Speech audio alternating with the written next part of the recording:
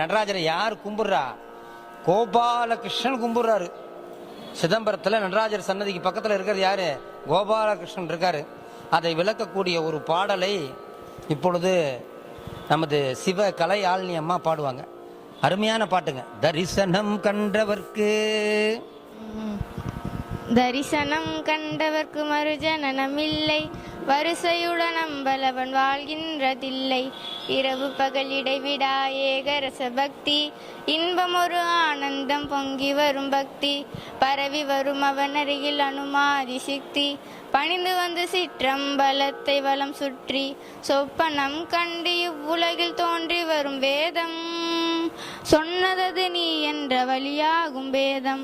அற்புதம் மிருதங்கம் அது தாளம் ஒரு கீதம், அனவரதம் திருநடனம் ஆடி வரும் பாதம். அல்பகலோயாது அடியவர்கள் கோஷ்டி, அரகர என்ற மிருதவானவரையோட்டி. தில்லை வாழந்தனர்கள் கையெடுத்து கூப்பி, சிக்கனவை திரை திறந்து பரவடியை காட்டி.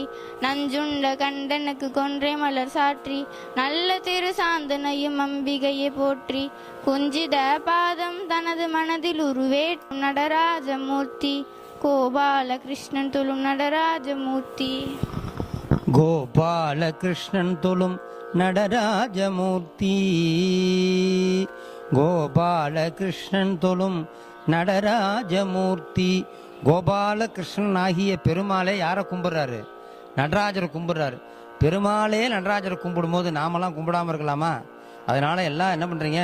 நல்லா மனம் உருகி அந்த நடராஜ பெருமானை எல்லாரும் நல்லா மனம் உருகி வேண்டுங்க. ஹரிஹி ஓம், ஹரிஹி ஓம்.